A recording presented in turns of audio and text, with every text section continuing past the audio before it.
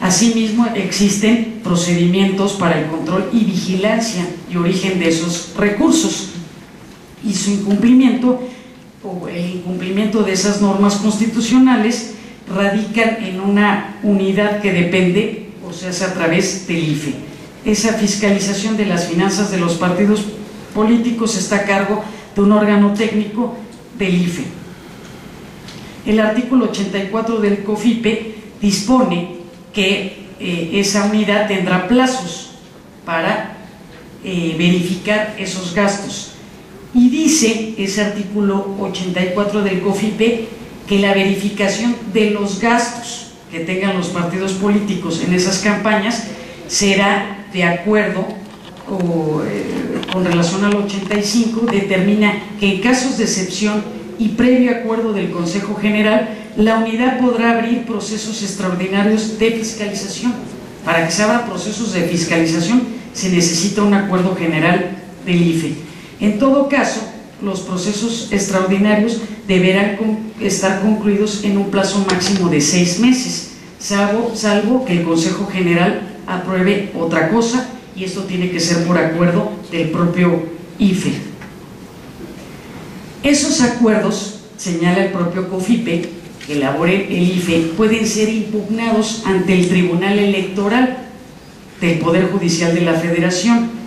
Por otra parte, para garantizar los principios de constitucionalidad, legalidad de los actos y resoluciones electorales, existe el Tribunal Electoral, y que específicamente las normas dicen que se ocupará exclusivamente de la aplicación del artículo 99 de la Constitución.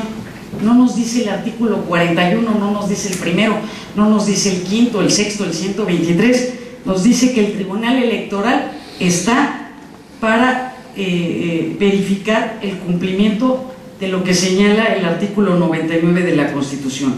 El artículo 8 de la Ley General del Sistema de Medios de Impugnación en materia electoral determina los medios de impugnación previstos en esa ley, que deberán de presentarse 4 días contados a partir de que se tenga conocimiento de ese acto que se pretende impugnar. A ese respecto, el 2 de mayo de 2012, el PRD solicitó incorporar al proyecto de acuerdo que se iba a elaborar por el Consejo General respecto de la fiscalización de los recursos, establecer que se debería de fiscalizar a un solo candidato, al presidente electo Enrique Peña Nieto, y no a todos los demás. De tal forma, por unanimidad, el Consejo del IFE determinó no aprobarlo, porque para aprobar una norma que tiene facultades en ese sentido el IFE, las normas deben de ser para aplicación para todos los candidatos y no estar dirigida exclusivamente a un solo candidato. Lo que pidió el PRD fue: fiscalicen solo a Peña Nieto, pero no nos fiscalicen a nosotros. Entonces, de esa forma, el Consejo General del IFE determinó no aprobar ese acuerdo general. Más adelante, el Consejo General del IFE aprobó el 16 de mayo de 2012 un acuerdo en donde dice que se apruebe el programa de fiscalización respecto a los ingresos y gastos de campaña relativos a los candidatos a la presidencia de los Estados Unidos mexicanos para el proceso electoral federal 2011-2012. En ese acuerdo se consideró o se determinó que a más tardar el 30 de enero, mediante un dictamen consolidado y un proyecto de resolución, la unidad de fiscalización presentaría los resultados finales. ¿Quién firmó ese acuerdo? Todos los partidos políticos. Entonces, digamos que es una norma general y va para todos los partidos políticos. Sigue vigente ese acuerdo y pues se va a cumplir hasta el día 30 de enero de 2013 en los términos que se fijaron, porque ese acuerdo no fue impugnado por ningún partido político, no fue impugnado en el Tribunal Electoral. Ahora vamos a entrar rápidamente al tema de la calificación de la elección presidencial, mi punto de vista desde el ámbito constitucional. El 6 de julio comienzan los cómputos, o comenzaron los cómputos distritales en cada una de las 300 juntas distritales. El 8 de julio se contabilizaron las actas por partido y por candidato. En ese 8 de julio inició la etapa para presentar impugnaciones. Se señala que 4 días, cuando se tiene conocimiento del acto, deberá de ser impugnado. Aquí podríamos decir el 8 o 9 de julio, ya había, digamos, ya estaba el 9 de julio los cómputos distritales, ya se había notificado. A partir de ese momento se cuentan los 4 días para que se impugne ante el Tribunal Electoral del Poder Judicial de la Federación, que dice la Constitución es la máxima autoridad jurisdiccional en la materia, al cual le corresponde, en términos de la Constitución y según lo disponga la ley sobre impugnaciones, que se presenten sobre la elección del presidente y que serán resueltas en única instancia por la Sala Superior. La Sala Superior del Tribunal solo podrá declarar la nulidad de la elección por las causales expresamente señaladas en la Ley General de Sistemas y Medios de Impugnación en materia electoral. Solo aquellos que señala el artículo 99 más las causales que señala el artículo 77 del 77 bis de esa ley. A ese respecto, la Suprema Corte de Justicia, antes de entrar a ese tema, y por qué nos causa ruido todo lo que pasó en el 2000 y 2006, ustedes sabrán que en 2000 el Tribunal Electoral se metió a un tema de una elección en Tabasco y utilizó o argumentó la causal abstracta de nulidad de la elección y declaró nula la elección, pero ese es 2000. Posteriormente, en 2000,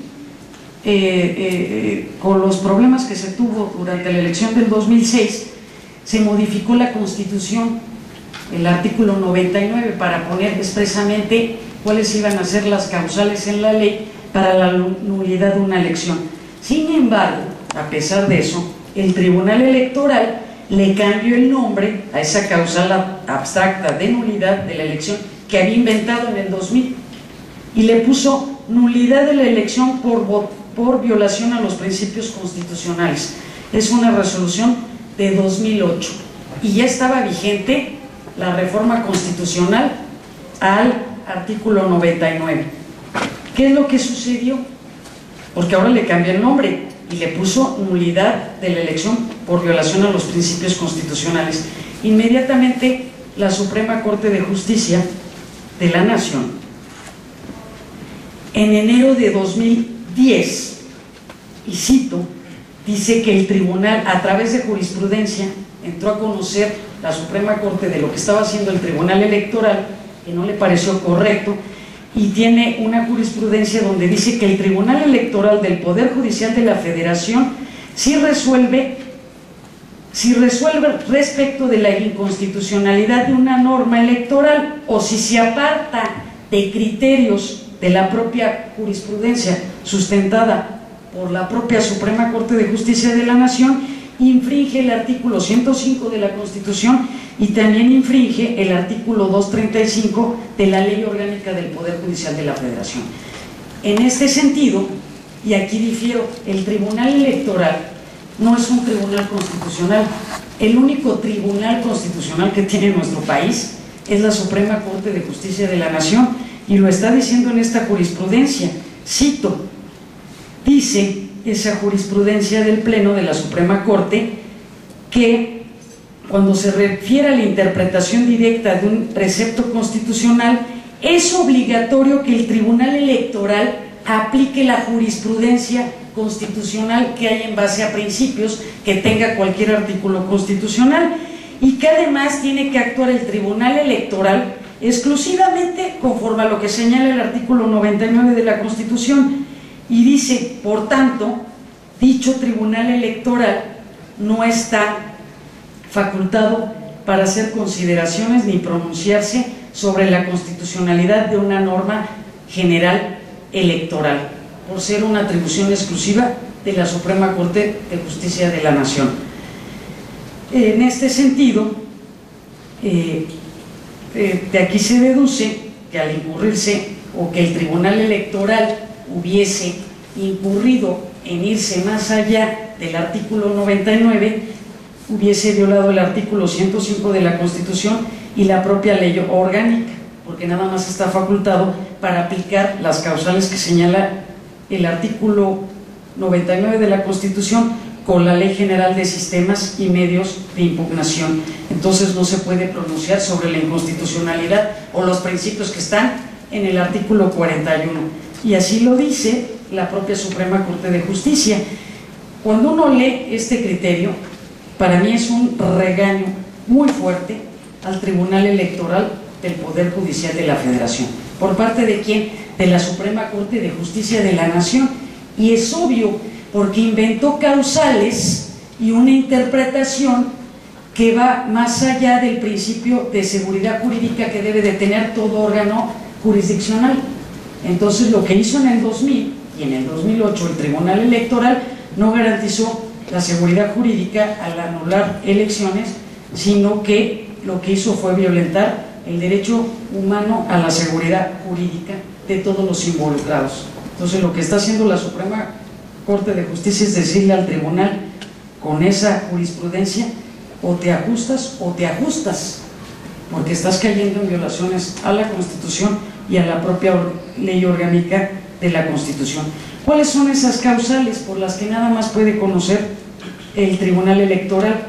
Están en el 77, el 99 dice que se remitirán esas causales de nulidad a la ley, y esa ley es la Ley General del Sistema y Medios de Impugnación. El artículo 77 de esa ley dice que serán causales cuando alguna o alguna de las causales de nulidad esté prevista en el artículo 75 de esa ley, que se refieren sobre todo a temas que tienen que ver con las casillas, con el 25%.